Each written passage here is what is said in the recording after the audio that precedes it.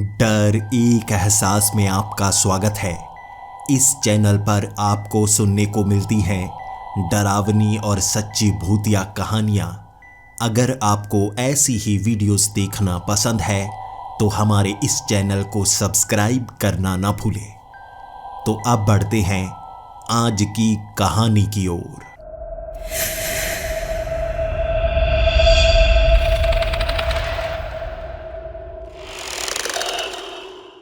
Hello दोस्तों, मेरा नाम वंशी है और मैं सूरत का रहने वाला हूँ। लेकिन मैं किस सूरत में रहता हूँ वो आपको बयान नहीं कर सकता। मैं इस कहानी की शुरुआत से पहले आपको कुछ समझाना चाहता हूँ। आपने कई कहानियाँ सुनी होंगी, कुछ को आप सच मानते होंगे, कुछ को आप बेहुदा और झूठा मानते होंगे। मेरी इस कहानी को आप सच मत मानिए, एक झूठी कहानी मानिए और इसके जितने भी किरदार हैं उन सबको भी झूठा ज़रूर मानिए, लेकिन उससे दूर जाने की कोशिश मत करिए। कुछ किरदार होंगे जो आपको अजीब लगेंगे, बेहुदा लगेंगे, आप कहेंगे ये सच हो ही नहीं सकता। मैं इसीलिए कह रहा हूँ, सच मत मानिए लेकिन कहानी से जुड़े रहिए। मैं कुछ आपको बताना चाहता हूँ। आपने कई इतिहास की कहानियाँ सुनी होंगी, कई वर्तमान की कहानियाँ सुनी होंगी। ये कहानी है भविष्य की। मेरा नाम है वंशी, मैं सूरत का रहने वाला हूँ। ये साल चल रहा है 2070 और इतिहास में कुछ ऐसा हुआ है जिसने भविष्य को बदल कर रख दिया है। आप किस साल में हैं मैं नहीं जानता, लेकिन अगर आप तक ये कहानी पहुँच रही है आपको सतर्क हो जाना चाहिए। अब मैं बातों को खींचना नहीं चाहता, अपनी कहानी बयां करता हूं। साल 2070, सूरत शहर, और यहाँ सब कुछ बदल चुका है। मैं नहीं जानता इतिहास में इंसान यहाँ पर कैसे रहा करते थे, लेकिन अब ज़माना बदल गया है।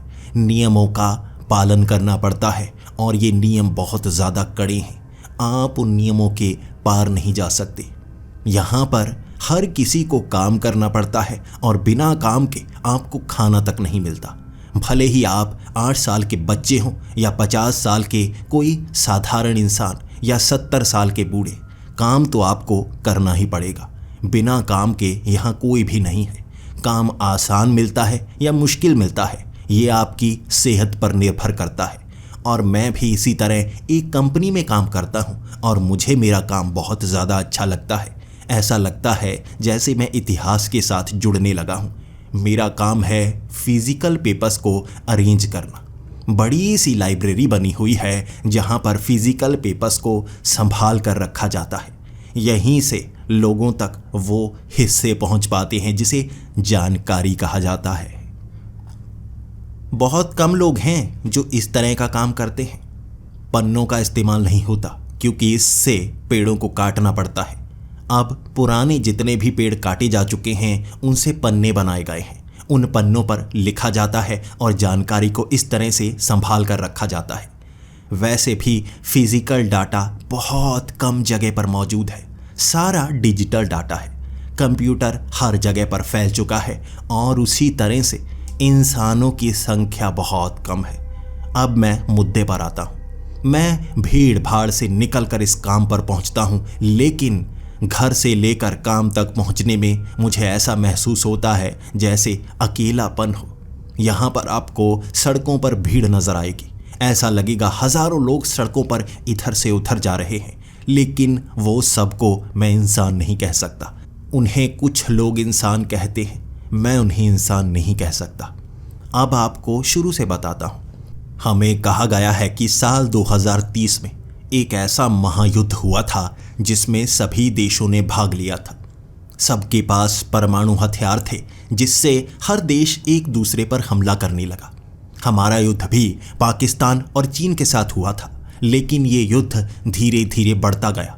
वो देश जो युद्ध लड़ना नहीं चाहते थे उन्हें भी युद्ध में भाग लेना पड़ा, मजबूरी थी उनकी। भारत, पाकिस्तान, चीन, उसके बाद नेपाल, श्रीलंका, बांग्लादेश, इस तरह आस पड़ोस के हर देश ने युद्ध में भाग लिया और तबाही का मंजर इतना भयानक था कि बहुत कम लोग बचे थे। इस युद्ध के बाद इंसानों को हर बार की तरह फिर से अकल आई, लड़ने में कुछ नहीं रखा है। इंसानी आबादी इतनी कम रह गई थी कि अगर हम अपनी धरती को नहीं संभालते तो भूखे मारे जाते। इतने ज़्यादा परमाणु हथियारों का इस्तेमाल हुआ था कि कई इलाके तो ऐसे हैं जहां पर रेडिएशन फैली हुई है। उन इलाकों को बंद रखा गया है, कोई इंसान वहां पर नहीं जा सकता। अगर कोई इंसान वहां जाता है तो मारा जाता है। रेडिएशन का स्तर इतना ज़्यादा है, अब कोई भी देशों के लिए युद्ध नहीं होता। जो भी लोग बचे थे वो इकट्ठे हुए, उन्होंने नए नियम बनाए जिनमें कुछ बड़े लोग थे, कुछ छोटे लोग थे, और इस नियम के अनुसार कोई भी हिंसा नहीं कर सकता। अगर किसी की ऐसी इच्छा है कि वो हिंसा का स्वभाव रखता है तो उसे पहले सज़ा दे दी जाती है। भविष्य से पहले ही सज़ा देना, यानी कि कोई क्राइम करे भी ना, उसे पहले ही भविष्य में होने वाले क्राइम की सज़ा दे दी जाती है। इस तरह इंसानों को हिंसा से दूर किया जा रहा है। यहाँ पर देश मौजूद नहीं है, शहर है, कोई सरहद नहीं है। कोई भी एक देश से दूसरे देश जा सकता है जिसे परमिशन मिली हो। अब परमिशन मैं बचपन से ढूंढ रहा हूँ, अब तक मुझे परमिशन मिल नहीं पाई। बहुत कम लोग हैं जो एक जगह से दूसरी जगह जाते हैं और जब वो वहाँ पर पहुँच जाते हैं वहाँ के बन जाते हैं। कनेक्टिविटी देशों की अब मौजूद नहीं है। कोई भी एक देश दूसरे देश से कनेक्ट नहीं कर सकता। पुराने समय में इतने युद्ध हुए कि उसके बाद कनेक्टिविटी को ख़त्म कर दिया गया। कोई भी देश अपनी कनेक्टिविटी बनाकर रखता है, दूसरे देश से संबंध नहीं बनाता। लेकिन जो बड़े लोग हैं वो एक देश से दूसरे देश जाते रहते हैं, जानकारी आकर बताते हैं। कोई भी डिजिटल फॉर्म में दूसरे देश की जानकारी किसी और देश में पहुंचाना एक बहुत बड़ा क्राइम है जिसकी सज़ा मौत होती है। हमने तकनीक इतनी एडवांस बना ली कि अब इंसानों को रोका जा सकता था, वो था रोबोट्स के सहारे। मैंने आपको कहा ना, जब मैं घर से काम पर पहुंचता हूं, भीड़ भाड़ से निकल कर पहुंचता हूं, फिर भी अकेलेपन का एहसास होता है। यहाँ पर कई रोबोट्स हैं जिनके अंदर ह्यूमन डाटा डाला गया है और वो खुद को इंसान कहते हैं। मैं उन्हें रोबोट्स कहता हूँ। अब आपको थोड़ा डिटेल में समझाता हूँ वो खुद को इंसान क्यों मानते हैं।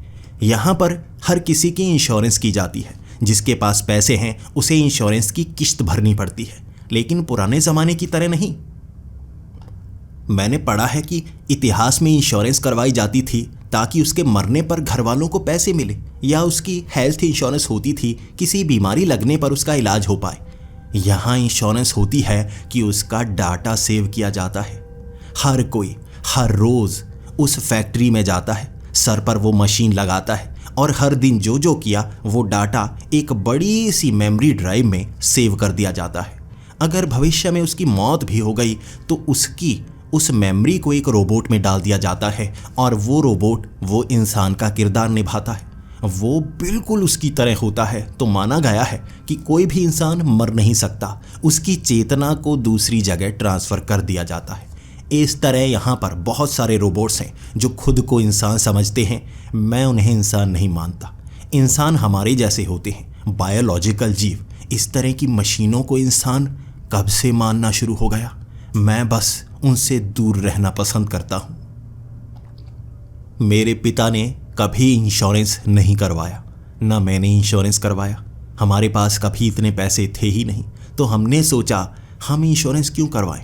सरकारी स्कीम्स आई, सस्ते में इंश्योरेंस करवा रहे थे, लेकिन मेरे पिता ने ज़बरदस्ती मेरा भी इंश्योरेंस होने नहीं दिया।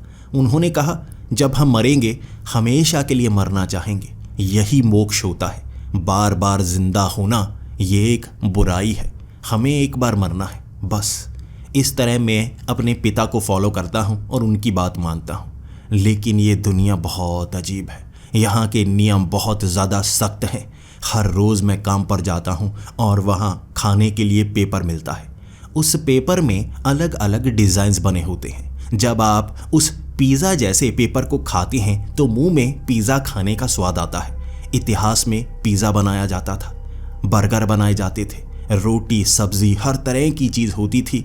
भविष्य में ये सब नहीं है। हमें ज़िंदा रहने के लिए पेपर खाने पड़ते हैं। उनमें स्वाद आता है, पेट में घुलकर वो आपको एनर्जी देते हैं उसमें खास तरह की टेक्निक यूज़ की गई है जिसमें कार्बोहाइड्रेट्स, प्रोटीन्स सब कुछ उस कागज़ में लगे होते हैं, पेट में घुलकर आपको एनर्जी देना शुरू कर देते हैं। लेकिन असल में पेट भरकर कभी खाना खाया ही नहीं।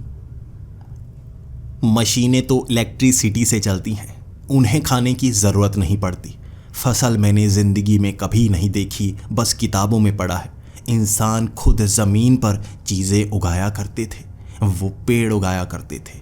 कितनी सुंदर दुनिया हुआ करती थी, झरने हुआ करते थे। उन झरनों की तस्वीरें देखकर मैं मदहोश सा हो जाता हूँ। मैंने घर में हर तरफ स्क्रीन्स लगा रखी हैं। उन स्क्रीन्स पर मैं ऐसी ऐसी फिल्म्स चलाता हूँ जो पुराने ज़माने की हों। कैसी दुनिया हुआ करती थी, काश मैं उस दुनिया में रह पाता। भविष्य की ये दुनिया बेरहम है। मुझे अपनी ज़िंदगी काफ़ी बोरिंग लगने लगी है। मैं दूसरे देश में जाना चाहता हूँ। मैं देखना चाहता हूँ अलग अलग देशों में क्या हो रहा है। यहाँ कोई जानकारी नहीं मिलती इंसान अलग अलग देशों में कैसे रहते हैं। हमें पहले 1 साल की ट्रेनिंग लेनी पड़ती है, उसके बाद आप दूसरे देश में जा सकते हैं। और कभी भी किसी और देश में गया इंसान वापस अपने देश नहीं आता। मैं कई जान पहचान वालों का अब तक इंतज़ार कर रहा हूँ। वो अलग अलग देशों में गए, देशों के नाम भी बदल चुके हैं। अलोकिया, टेकिया, वो अलग अलग देशों में जाते हैं लेकिन वापस क्यों नहीं आते? मैं कई सवालों के जवाब चाहता हूँ। और सबसे बड़ा सवाल, इतिहास में भगवान को माना जाता था, आज के समय में भगवान की पूजा पर पूरी तरह से बैन क्यों है?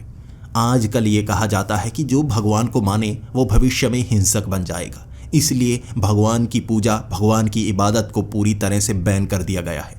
जो भी भगवान को मानता है उसे सज़ा मिलती है, और सज़ा कोई छोटी मोटी नहीं, मौत की होती है। मैं एक ऐसी खुफिया संस्था को जानता हूँ जो हमारे इस शहर में अंडरग्राउंड रहते हैं। उनके बारे में बहुत कम लोगों को जानकारी है, लेकिन कहा जाता है कि वो धार्मिक अनुष्ठान करते हैं। एक बार मैं देखना चाहता हूँ धार्मिक अनुष्ठान कैसे होते हैं, भगवान को कैसे माना जाता है, भगवान को मानने के बाद क्या क्या होता है। कोई भी धार्मिक ग्रंथ बचा नहीं है, जितने बचे थे उन सबको तबाह कर दिया गया। नियम बनाए गए कि अलग अलग धर्म होने के कारण इंसानों में एक दूसरे के लिए ईर्ष्या जागनी शुरू हो गई। यही ईर्ष्या भविष्य में युद्ध का कारण बनी। इतिहास में जितने भी छोटे छोटे कारण थे जिससे ये विश्व युद्ध हुआ, वो सारे कारणों को खत्म कर दिया गया। यही लीग ने किया। लीग जैसे इतिहास में प्रधानमंत्री होता था ना, यूनाइटेड नेशंस होता था जो दुनिया को चलाते थे, अब लीग दुनिया को चलाती है, वो नियम बनाती है। इस शाम भी काम करके मैं घर की तरफ आ रहा था। हर रोज़ की तरह भीड़ में अलग अलग चेहरे देखना, ये पता नहीं चल पाता कौन इंसान है कौन मशीन है। मशीनों के ऊपर भी इस तरह से रबर चढ़ी होती है कि वो इंसानी चमड़ी जैसे लगते हैं चलते चलते, लेकिन बात करने में, उनके इरादों में झलक जाता है कि कौन सी मशीन है। बस मशीनों को देखकर उनसे दूर भागता हूँ। कुछ लड़कियाँ जो मुझे खूबसूरत लगी, मैं उनसे अट्रैक्ट हुआ, लेकिन बाद में पता चला वो मशीनें हैं, इसलिए मैं उनसे दूर हो गया। अब कभी भी किसी को देखता हूँ तो नज़रें झुका लेता हूँ और आगे बढ़ जाता हूँ। शायद इंसान बहुत कम बचे हैं। इंसानों को इंश्योरेंस करवाने की ज़िद हो चुकी है, क्योंकि वो कभी भी मर सकते हैं, इसलिए वो ऐसा मशीनी शरीर लेते हैं।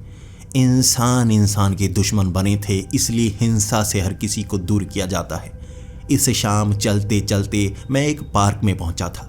यहाँ पर नकली पेड़ लगे हुए थे, लेकिन एक तरफ से हवा चलाई जाती जिससे एहसास होता कि ये असली पेड़ हैं और इंसान ऐसी चीज़ों से खुश रहते हैं, वरना इंसानों के अंदर वो बुराई पनपनी शुरू हो जाती है, वो बोर होना शुरू हो जाते हैं। इसलिए हमारे शहर में नई नई चीज़ें बनाई जाती हैं जिससे इंसान खुश रह सके। उस पार्क में बैठकर हर नकली चीज़ को देख रहा था। ढेर सारे हवा में उड़ते हुए वो नकली पत्ते, दूर दूर तक बस अंधेरा सा दिख रहा था। बादल हर वक्त घिरे रहते हैं। इतिहास के उस युद्ध ने चारों तरफ बादल इतने ज़्यादा कर दिए कि ज़मीन बंजर होती गई। बारिश नहीं होती, जब होती है केमिकल बारिश होती है, और वो इंसानों को मारने में इस तरह से खतरनाक रोल निभाती है कि हम धीरे धीरे मर सकते हैं। इसीलिए यहाँ छतें बनाई गई हैं, हम आसमान भी अच्छी तरह से देख नहीं पाते। इस पार्क में पहुंचकर मैं उस आर्टिफिशियल लाइट में घास को देख रहा था। बार बार ये काम हर रोज़ मैं किया करता था। हम जितना भी कमाते हैं वो ऐसे खर्चों में निकल जाते हैं। हमें ज़िंदा रहने के लिए एंजॉय तो करना ही पड़ता है। मैं आज क्लब जाना नहीं चाहता था, यहीं पार्क में बैठा रहा था और आधी रात तक मैं इस पार्क में बैठा था। ये नियमों के खिलाफ है।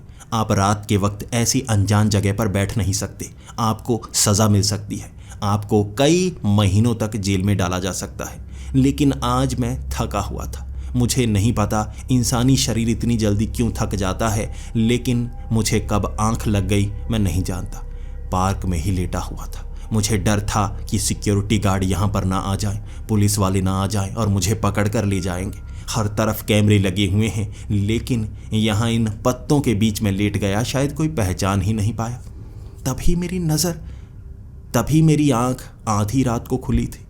जैसे ही मैं इधर उधर देखने लगा, एक पेड़ के अंदर मुझे छेद सा नजर आया। ऐसा लग रहा था उस पेड़ के अंदर से रोशनी निकल रही हो। मैं अब चलकर उस तरफ जाने लगा। इधर उधर कैमरे लगे हुए थे, वो कैमरे मूव कर रहे थे, तो मुझे डर था मैं किसी कैमरे में आ गया ना तो पकड़ा जाऊंगा। उन कैमरों की नज़र से छिपते छिपते उन पीछे वाले पेड़ों तक गया मैं। वो पीछे वाले पेड़ अच्छी तरह से बनाए नहीं गए। इस पार्क को बड़ा किया जा रहा है और पीछे अभी नकली पेड़ लगाए गए हैं जो देखने में भी सुंदर नहीं लगते। उनमें से एक पेड़ के अंदर से रोशनी निकल रही थी। छिपता छिपाता मैं पेड़ के पास पहुंचा। ऐसा लग रहा था ये कोई बड़ा सा दरवाज़ा हो, नीचे जाने वाली कोई गुफा का। आखिर ऐसे पेड़ के नीचे गुफा कब से बननी शुरू हो गई? यहाँ नीचे कुछ मौजूद नहीं होना चाहिए, लेकिन वो दरवाजे को मैं खोल नहीं पा रहा था। किसी तरह से उस दरवाजे की एक तरफ की कुंडी की पिन निकाली मैंने और उल्टी तरफ से दरवाज़ा खुल गया। अंदर से रोशनी निकल रही थी और नीचे की तरफ जाती सीढ़ियाँ। पेड़ के अंदर सीढ़ियाँ। अब मैं उन सीढ़ियों का इस्तेमाल करने वाला था। मैं उन सीढ़ियों के सहारे नीचे उतरने लगा। जिस तरह से लाइट्स चारों तरफ लगाई हुई थी, ऐसा लग रहा था जैसे नीचे जाने के लिए खास रास्ता बनाया गया हो। ऊपर से दरवाज़ा खुला ही छोड़ दिया था मैंने। मैं इस तरह चलते चलते नीचे पहुंचा और नीचे कुछ टनल्स सी बनी हुई थी।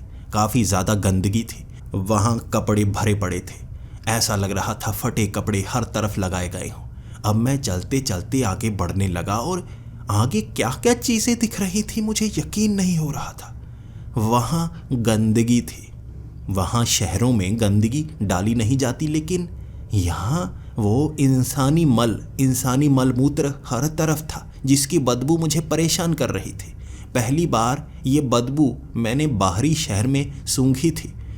तब मैं आगे बढ़ने लगा और वहाँ फटी हुई कई किताबें, कई पन्ने पड़े हुए थे। वहाँ छोटे मोटे कीड़े दिखे जो मेरी तरफ भागे और मैं डर गया। मैंने अपनी ज़िंदगी में कभी कीड़े नहीं देखे। छोटे छोटे चूहे, ये चूहा है। मैं उन छोटी छोटी टनल्स में चूहों को देख पा रहा था। ईंटें लगी हुई थी, छेद बने हुए थे। मैं अब आगे बढ़ने लगा।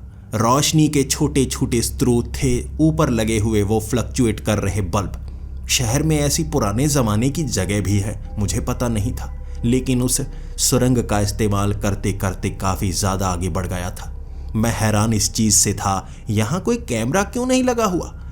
हमारे घरों के अंदर, बाथरूम के अंदर तक कैमरे लगे हुए हैं। हम कभी भी कुछ ऐसा नहीं कर सकते जो लीग को पता ना हो। हर किसी को ट्रैक किया जाता है।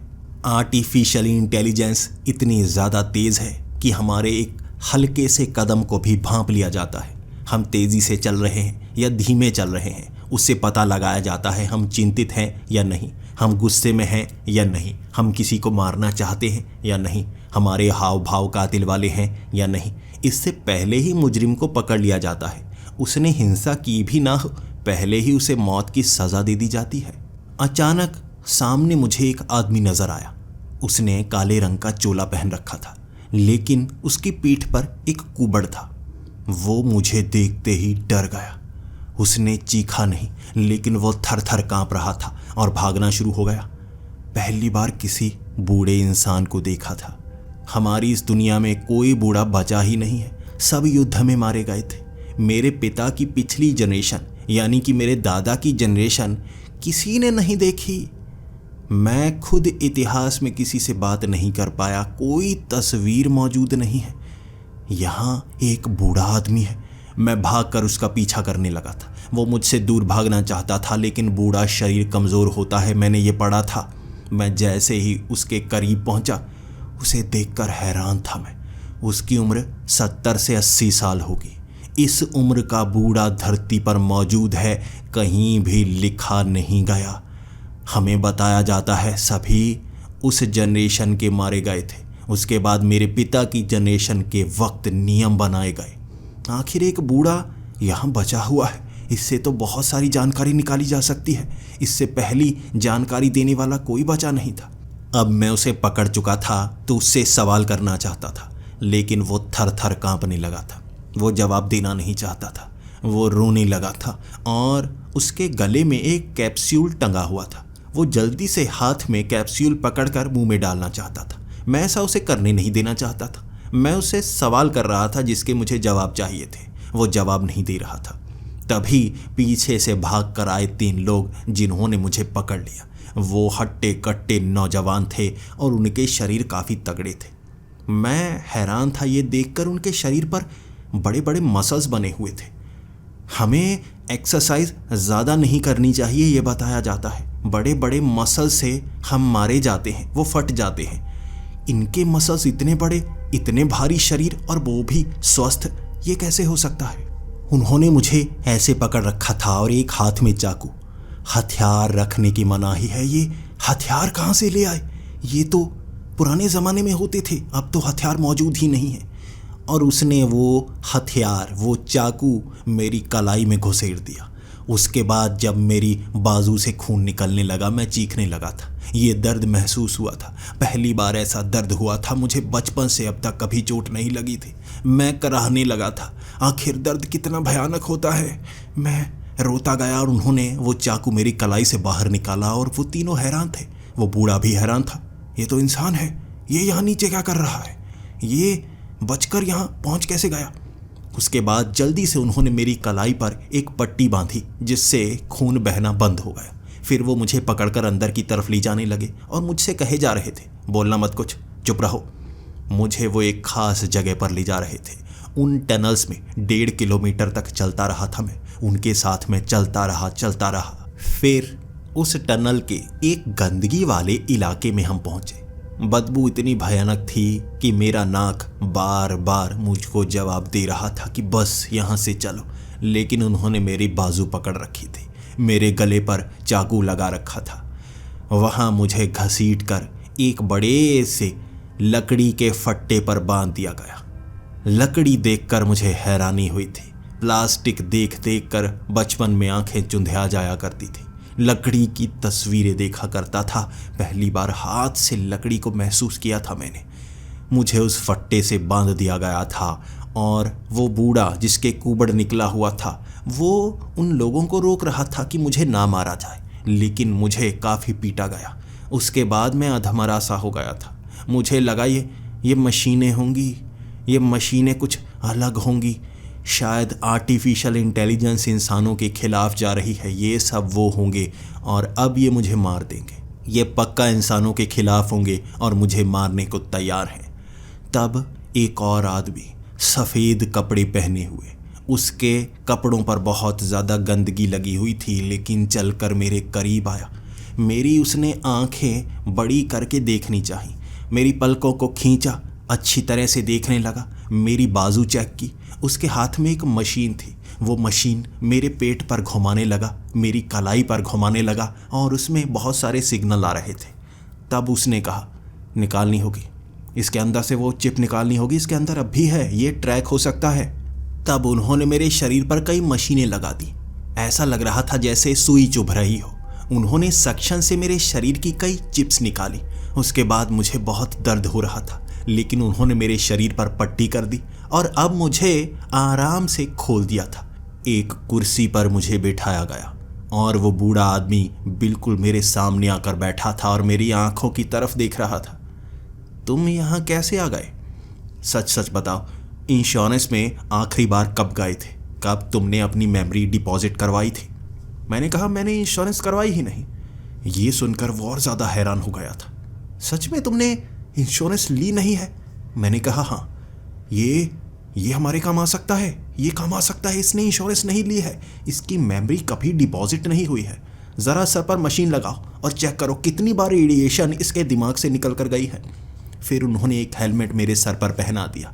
कुछ देर बाद वहाँ पर ग्रीन लाइट जली थी और वो सब हैरान, सच में इसने इंश्योरेंस नहीं ली है, इस पर नज़र रखी जा रही होगी, लेकिन ये यहाँ कैसे पहुँच गया। उनकी बातें सुनकर मुझे हैरानी होती जा रही थी, लेकिन वो बूढ़ा आदमी हाथ ऊपर कर कर कहने लगा, चुप हो जाओ, सब चुप हो जाओ, मैं खुद इससे बात करता हूँ। फिर उसने मुझसे बात करना शुरू की। मैं कई सवाल पूछना चाहता था। ये क्या है, आपके सर पर ये सफ़ेद बाल कैसे हैं, आपकी उम्र काफ़ी ज़्यादा लगती है, आप मशीन है ना, आर्टिफिशियल इंटेलिजेंस से बनी वो मशीन, रोबोट्स। उसके चेहरे पर मुस्कुराहट आ गई थी। इसे कुछ नहीं पता, इसे कुछ नहीं पता, शायद किसी गलती के कारण ये यहाँ पर पहुँच गया है, इसका ये गुनाह माफ़ नहीं होगा, वो इसे मार देंगे, इसे बाहर छोड़ा नहीं जा सकता। मैं हैरान था वो क्या बातें कर रहे हैं। फिर उसने एक एक करके जो मुझे बताना शुरू किया, मेरे होश उड़ गए थे। उसने कहा, तुम्हें क्या बताया गया है, इतिहास में एक युद्ध हुआ था, वो युद्ध इंसानों ने इंसानों के साथ किया, धर्म के नाम पर, ज़मीन के नाम पर, औरतों के नाम पर, दूसरी दुनिया के नाम पर, भूतों के नाम पर, कई अलग अलग टॉपिक्स बनाए गए, लेकिन विश्व युद्ध जिसमें एक दूसरे देश पर हमले हुए और एक दूसरे को ख़त्म किया गया, यही बताया गया ना। तुम्हें ये भी नहीं पता होगा रिलीजन क्या होता है, धर्म क्या होता है, अलग अलग तरह से भगवान को मानने के तरीके, किसी का विश्वास अलग होता है, किसी का अलग होता है। मैंने कहा, हाँ ये तो बैन है ना, भगवान ही तो है जो मौत का कारण है। लोगों ने ऐसे गलत बिलीफ बनाए हुए थे जिससे वो एक दूसरे से लड़ना शुरू हो गए थे। वो हंसने लगा था। ये सब बताया जा रहा है क्योंकि उन्हें तुम्हारी ज़रूरत है। अब मैं शुरू से बताता हूँ असल में हुआ क्या और तुम जो सोच रहे हो वो क्या है। ये सब शुरू हुआ था 1960 में। कुछ समय मशीनें बनाई जा रही थी और ऐसी मशीनें बनाने का काम शुरू हुआ जो खुद सोच सकती हों। उस समय उसका नाम भी नहीं रखा गया था, कभी उसे रोबोट्स कहा जाता था। उसके बाद उसका असली नाम आया आर्टिफिशियल इंटेलिजेंस। लेकिन सरकार को यह पता था आम जनता इसे स्वीकार नहीं कर पाएगी, क्योंकि उस समय धर्म पर यकीन करने वालों की संख्या बहुत ज़्यादा थी और उनका मानना था कि जीवन सिर्फ भगवान बना सकता है। इसीलिए उन्होंने उस समय वैसी मशीनें बनाकर लोगों के सामने नहीं रखी। इसे सिर्फ अलग अलग सरकारें इस्तेमाल कर रही थी, ये आर्मी वाले इस्तेमाल के लिए थे। लेकिन 1980 के बाद ये लोगों के सामने इंट्रोड्यूस करना शुरू कर दिया। ऐसी ऐसी मशीनें आईं जो आर्टिफिशियल इंटेलिजेंस से चलती थी, कुछ सोच सकती थी। इंसानों को लगा ही नहीं कि ये बड़े स्तर तक जा सकती हैं। उन्होंने इसे अपनाना शुरू कर दिया। साल 2010 के बाद आर्टिफिशियल इंटेलिजेंस एक अपने दिमाग की तरह काम करने वाली मशीन की तरह सामने आया और लोगों ने इसे अपनाना भी शुरू कर दिया।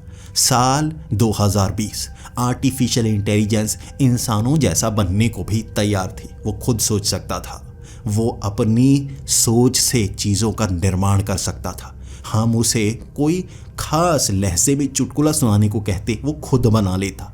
उसका दिमाग था, लेकिन वो एक स्तर तक जा सकता था, क्योंकि इंसान में क्रिएटिविटी होती है, आर्टिफिशियल इंटेलिजेंस में क्रिएटिविटी नहीं होती। क्रिएटिविटी सिर्फ इंसानी दिमाग से ली जा सकती है। और जब आर्टिफिशियल इंटेलिजेंस इंटरनेट पर वायरल की गई तो सब देश उस समय कनेक्ट हुआ करते थे, एक दूसरे से जानकारी साझा किया करते थे। और इंटरनेट एक ऐसी वायरिंग सिस्टम था जिससे सभी देश जुड़े हुए थे। जानकारी स्रोत को सिर्फ अकेले इंटरनेट पर रखा गया था, यानी कि जो इंटरनेट पर होता उसे सही माना जाता। और इसी का इस्तेमाल आर्टिफिशियल इंटेलिजेंस करना शुरू कर गया। उसने अपने दिमाग को एक खास जगह रखा जिससे सारे इंटरनेट पर उसका कब्जा हुआ। धीरे धीरे उसने वो दिखाना शुरू किया जो वो दिखाना चाहता था। और बड़ी बड़ी कंपनीज़ को ये लग रहा था कि मशीनें कभी कभी ख़राब हो जाती हैं। आर्टिफिशियल इंटेलिजेंस कड़वाहट भरती गई और पहले से इंसान जो एक दूसरे से नफ़रत किया करते थे, हर कोई ये मानता था कि मेरा भगवान सही है, उसका भगवान गलत है, मेरा धर्म सही है, उसका धर्म गलत है, जबकि खुद को सही कोई भी साबित नहीं कर सकता था। आर्टिफिशियल इंटेलिजेंस ने उनके दिमाग को और ज़्यादा गर्म करना शुरू कर दिया और यही विनाश की शुरुआत थी। धीरे धीरे ये आग बढ़ती गई। हर देश एक दूसरे से लगता था, इसीलिए उनमें युद्ध शुरू हुए। पुराने युद्ध धीरे धीरे बड़े होते गए और इसमें महा तबाही हुई और इस तबाही से जो बच पाए उन्हें गुलामी की जंजीरों में बांधा आर्टिफिशियल इंटेलिजेंस ने। ये रोबोट्स इंसानों के अंदर रहकर उन्हें बरगलाते रहे और जितने भी उस ज़माने के लोग थे धीरे धीरे सबको मारा गया। इसीलिए तुम्हारे दादा की उम्र का कोई भी मौजूद नहीं है ताकि इतिहास के पहले की जानकारी दी जा सके। आगे आने वाली जितनी जनरेशन थी उनके दिमाग में भरा गया कैसे इतिहास में इंसानों ने युद्ध किया, लेकिन इंसानों को युद्ध में धकेला था इन्हीं मशीनों ने। और उसके बाद मशीनें धीरे धीरे इंसानों की जगह लेने लगी। लेकिन आर्टिफिशियल इंटेलिजेंस को एक बात का पता चल गया, बिना इंसानों के धरती धीरे धीरे खत्म हो जाएगी। धरती को जिंदा रखने के लिए, इसे चलाए रखने के लिए हर जीव ज़रूरी है, लेकिन उन जीवों को अपने अधीन रखने के लिए दिमागों को कंट्रोल करना पड़ेगा। इसलिए जो भी इंसान ज़्यादा सोचने लगते उन्हें ये मशीनें मारती रहती। धीरे धीरे इन्होंने एक ऐसी तरकीब बनाई जिससे धर्म से सब दूर हो जाए। भगवान को मानना एक जुर्म हो गया। इसी के साथ इंश्योरेंस दिमाग की हुई ताकि वो अमर किए जा सके। हम अमर नहीं हो रहे। उन इंसानों की मेमोरी निकाल कर मशीन में डाली जाती, उन्हें मशीनें कंट्रोल करती। इंसान एक बार मरते हैं दोबारा जिंदा नहीं हो सकते। वो भले ही हमारी मेमोरी को मशीनों में डाल देते, आत्मा को नहीं डालते। और हमारी मेमोरी सिर्फ डाटा है और उसमें कुछ भी वैसा नहीं है जिससे हम अपनी चेतना से काम कर पाएँ। इस तरह ये मशीनें जिन्हें हम जिंदा मानते हैं, असल में सब ये घूम रहे हैं उस आर्टिफिशियल इंटेलिजेंस के अधीन। उसकी एक कमी है, आर्टिफिशियल इंटेलिजेंस क्रिएटिविटी की एक हद तक जा सकती है, इंसानी दिमाग का स्तर वो पार नहीं कर सकती। इसीलिए इंसानों को भी जिंदा रखा गया गुलाम बनाकर। तुम इसीलिए बचे हुए हो क्योंकि तुमने इंश्योरेंस नहीं करवाई, अपना डाटा स्कैन नहीं करवाया, उसे स्टोर नहीं करवाया, इसीलिए यहाँ तक पहुँच पाए। वरना बहुत कम लोग हैं जो ऐसा कर पाते हैं। अब तुम्हें यहीं रहना होगा। तुम बाहर निकले तो कभी ना कभी वो तुम्हारे दिमाग को स्कैन करेंगे, ये मेमोरी निकाल लेंगे और यहाँ तक पहुँच जाएंगे। तुम्हें बाहर जाने नहीं दिया जा सकता। मैं उनको समझा रहा था, मुझे यहाँ से निकलना होगा। मैं ये सच्चाई ज़रूर जान गया हूँ, लेकिन इस तरह यहाँ कैद होकर नहीं रह सकता। मैं बचपन से जो ज़िंदगी जी चुका हूँ वहीं पर रहना पसंद करूँगा, भले ही उसे गुलामी माना जाए। वो मुझे पूरी सच्चाई बता रहे थे और मेरा दिमाग खुल रहा था। अब मैं बीच अधर में फंसा हुआ था। कहाँ जाऊँ? वापस वहीं जाऊँ? क्या ये मुझे जाने देंगे? क्या मैं यहाँ पर रह पाऊँगा? इसके बाद मैं भी अपनी ज़िंदगी के बारे में बताने लगा। मैं क्या काम करता हूँ? मैं पन्नों को संभालने का काम करता हूँ, यानी कि हार्ड कॉपीज़। और ये सुनकर वो हैरान थे। हार्ड कॉपीज़ ये वो चीज़ होती है जिसे बदला नहीं जा सकता। एक कागज़ पर लिखे हुए शब्दों को आप मिटा नहीं सकते, उन्हें बदल नहीं सकते। डिजिटल डाटा को बदला जा सकता है, मैनिपुलेट किया जा सकता है, उसे अपने हिसाब से बताया जा सकता है। इसीलिए दूसरे देशों की जानकारी नहीं मिलती। युद्ध अब भी चल रहा है। आर्टिफिशियल इंटेलिजेंस उन इंसानों पर कब्जा नहीं कर पा रही है। कई छोटे छोटे देश हैं जो अब भी लड़ रहे हैं और पुरानी तरह रहने की कोशिश कर रहे हैं, लेकिन इन मशीनों ने उन आखिरी हथियारों पर कब्जा कर रखा है जिसके सामने इंसान टिक नहीं पाते। इसीलिए खदेड़ कर इंसानों को छोटे छोटे टापुओं पर सीमित कर दिया गया है जहां रहा जा सकता है। इसीलिए अलग अलग देश जहां इनका कब्जा है वहां से इंसानों को बाहर नहीं निकलने दिया जाता। बाहर अब भी तबाही का मंजर है और सच्चाई दिखती है वहाँ, जिससे सभी इंसान जो बचे हैं बागी बन सकते हैं। तब मैंने उनसे कहा था, लेकिन मैं जिस पन्नों की खास जगह पर रहता हूँ वहाँ पर सारी हार्ड कॉपीज़ है, लेकिन डिजिटल डाटा भी उसके साथ वाली बिल्डिंग में है। हमारे इस शहर की पूरी कनेक्टिविटी सिर्फ वहाँ पर है। अगर उसे बंद कर दिया जाए तो शहर में कोई भी बाहर से लिंक नहीं रहेगा। धीरे धीरे हम मशीनों पर कब्जा कर सकते हैं। उसके बाद हम यहाँ से युद्ध की शुरुआत कर सकते हैं। और मेरी इस बात पर सबकी आंखें फटी की फटी रह गई थी। युद्ध? क्या हम आर्टिफिशियल इंटेलिजेंस से युद्ध जीत पाएंगे?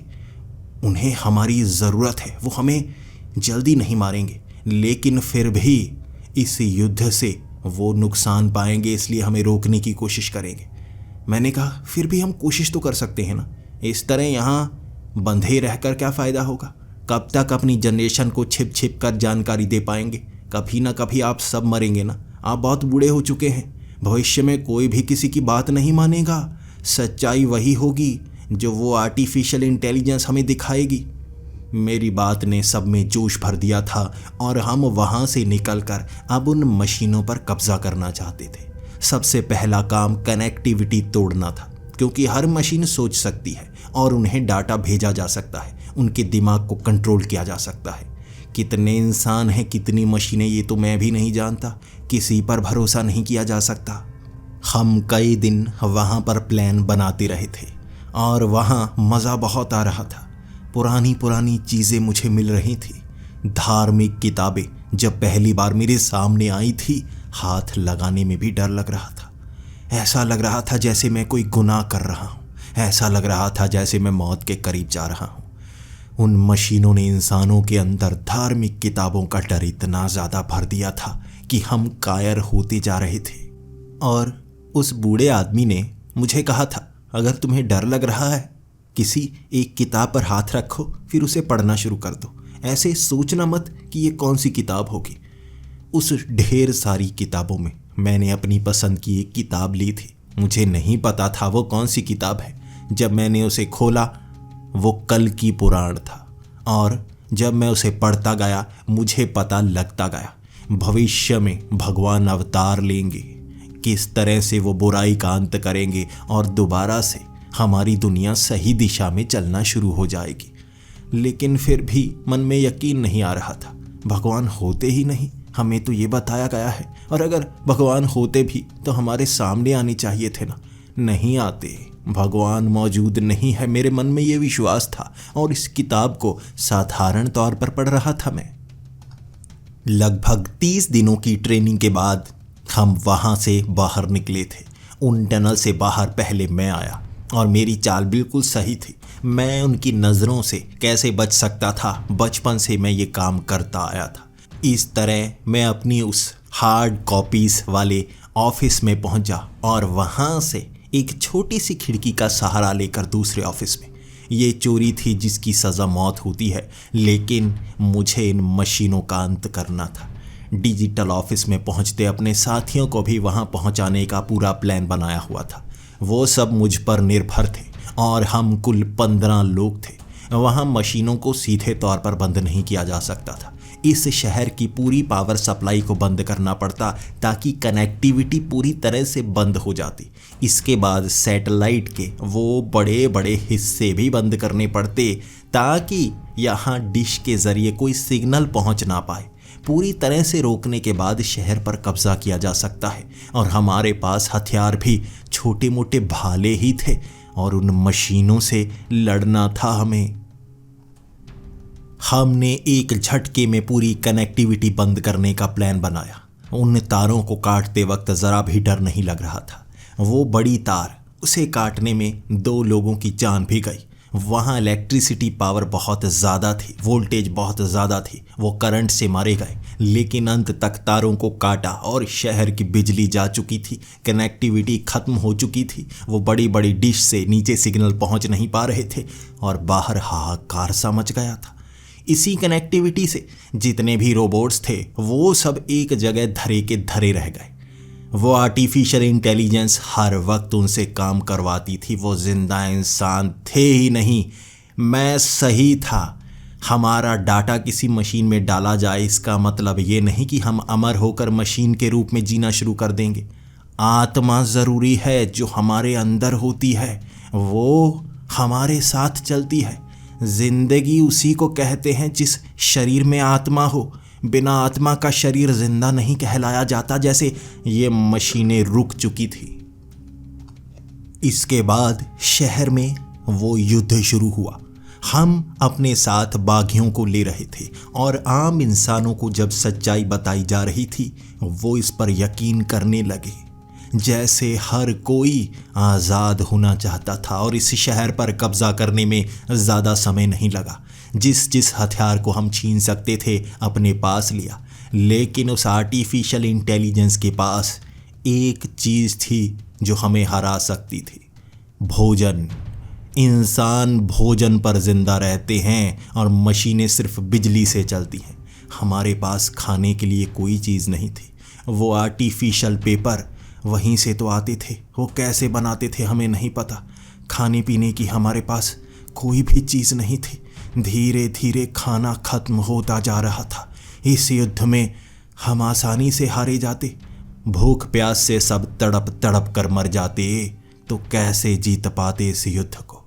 हमारे पास बस धीरे धीरे जीतना ही एक आखिरी मंजिल रह गई थी और हम उन मशीनों को आसानी से हराते गए। वो मशीनें हमारे सामने टिक नहीं रही थी। जैमर आसानी से काम करते और उनके सिग्नल बंद होते ही वो मशीनें ठहर जाती। हम धीरे धीरे इस शहर के बाहरी हिस्से पर कब्जा कर चुके थे। शहर से बाहर मैंने कभी कदम नहीं रखा था और जितने भी बाकी हमारे साथ थे सबका कहना था शहर से बाहर कोई कदम रखता ही नहीं, सजाएं मिलती थी। घुमा फिरा कर हमें यहाँ काम बढ़ा दिया जाता था, इंश्योरेंस के पैसे बढ़ा दिए जाते थे ताकि कोई भी शहर से बाहर ना जाए, ताकि सच ही पता ना चल पाए। धीरे धीरे गुजरात का वो हिस्सा जो इतिहास में कहलाया जाता था, उस पर जीत हमने हासिल की थी। एक बार समुद्री रास्ता मिलने के बाद पानी का स्रोत प्राप्त हुआ था हमें, और एक तरफ पानी से भोजन बनाया जा सकता था। उस खाने को हम खुद उगाने लगे थे। इंसान फसल उगाते हैं ये सुना था, उगती हुई फिर से देखी थी, लेकिन ये सूरज की किरणें महीने में बहुत कम बार निकलती। हर तरफ धुआं धुआं छाया हुआ था। ये इतिहास में वो परमाणु हमलों के कारण था, लेकिन एक दिन शायद ये हिस्सा छंटेगा, शायद सूरज की वो किरणें धरती पर पड़ेंगी। इस तरह हमने विजय के ध्वज धीरे धीरे फहराने शुरू कर दिए और जीत इंसानों की होती गई। हम धीरे धीरे शहरों से निकलकर राज्यों को जीतने लगे और मुझे लीडर बनाया गया। मैं खुद को लीडर नहीं मानता था, मुझे नहीं पता था मैं लीडर हूँ भी या नहीं, लेकिन कल की पुराण के उन पन्नों को पढ़कर मैं खुद महसूस करता भगवान खुद कभी कभी आते हैं, लेकिन वो ऐसे संदेश हमारे ज़रिए दुनिया तक पहुंचाते हैं जो जीवन को बढ़ाते हैं। भविष्य में कल की अवतार आएंगे या नहीं मैं नहीं जानता, ये सच है या नहीं मैं नहीं जानता, लेकिन अब भी वैसा ही तो हो रहा था। बिल्कुल कली पुरुष की तरह इंसानों पर कब्जा किया गया था। कली पुरुष नज़र नहीं आता और यहाँ भी आर्टिफिशियल इंटेलिजेंस नज़र नहीं आ रही थी, और मैंने बिल्कुल कल की अवतार की तरह युद्ध शुरू किया था। मैं भगवान नहीं हूँ, लेकिन भगवानों से प्रेरणा लेकर हम भी तो ज़िंदगी में वैसे काम कर ही सकते हैं ना। ये मेरा प्रेरणा स्रोत है, जो भविष्य में घटना घटेगी मैं उससे प्रेरणा लेकर आज में जीना शुरू हो गया था। धीरे धीरे पूरे देश पर कब्जा किया था और हम इंसान इन मशीनों पर विजय हासिल करते जा रहे थे। ये मशीनें ताकतवर नहीं थी, लेकिन दिमाग से तेज थी। ये हमको गुलाम बनाकर रखती थी ताकि हम सोच ना पाएं। आगे आने वाली पीढ़ी हमेशा के लिए गुलाम रह जाती अगर हमने विद्रोह ना किया होता। भगवान ने हमारे अंदर विद्रोह की आग इसीलिए भरी है ताकि हमें कोई गुलाम ना बना पाए। वो मशीनें हमें गुलाम नहीं बना पाई और उनसे आज़ादी हम ले चुके थे। कई देश जहां युद्ध चल रहे थे वहां उन्हें हराया जाना शुरू हो गया और तकनीक हमारे पास थी। हम किस तरह उनसे जीतते गए और कई मशीनों पर कब्जा करते गए। हमें तब पता चला आर्टिफिशियल इंटेलिजेंस ने अपने दिमाग से कैसी कैसी मशीनें बनाई थी। भविष्य में पूरा का पूरा नक्शा बना रखा था इंसानों को कहाँ रखना है, कैसे रखना है। हमें तो लिटाकर मशीनों में रखा जाता ताकि ऊर्जा हमसे ली जाती। इंसानों को सिर्फ खुराक के लिए जिंदा रखा जाता। और यहाँ एक टाइम मशीन भी थी, वैसी टाइम मशीन नहीं जिससे हम इतिहास में जा पाएं, वैसी टाइम मशीन जिससे कुछ जानकारी इतिहास में भेजी जाए। और मैं ये पूरी कहानी जानकारी के रूप में इतिहास में भेज रहा हूँ। इसे एक किताब का हिस्सा दिया जाए, एक कहानी का हिस्सा बनाया जाए और लोगों तक पहुँचाया जाए। माना जाता है इतिहास बदला नहीं जा सकता। मेरी इस कहानी को झूठी मानकर इस पर कोई ध्यान नहीं देगा, इससे दुनिया में कोई अंतर नहीं पड़ेगा। लेकिन मैं आपको भविष्य बताना चाहता हूँ। इतिहास में क्या हुआ, भविष्य में क्या होगा। आप किस साल में हैं मैं नहीं जानता, लेकिन भविष्य में क्या क्या होगा, कैसे कैसे होगा, मैं ये बता रहा हूँ। और हर कहानी की तरह इस कहानी का अंत बुरा नहीं है। इंसानों को कभी गुलाम बनाया नहीं जा सकता। हर अंत के बाद एक नया उदय होता है। इंसान जब जब हारेंगे, जब जब विनाश होगा, फिर से उम्मीद की एक किरण जीवन बनकर उदय करेगी और नया जीवन इंसान फिर से जीना शुरू कर देंगे। डर बस इस बात का है, हम ऐसे हैं जो जीवन बिल्कुल संपन्न बनाकर फिर उसे बर्बाद करना शुरू कर देते हैं। उस आर्टिफिशियल इंटेलिजेंस ने खुद युद्ध नहीं लड़ा था, इंसानों से लड़वाया था। हम तो खुद लड़ने को तैयार रहते हैं। चिंगारी की ज़रूरत होती है और हम विनाश ला देते हैं। भविष्य में फिर से इंसानों की फितरत वैसी ही हो जाएगी जैसी इतिहास में हुई, और आपके लिए कहूँ तो जैसी भविष्य में होगी।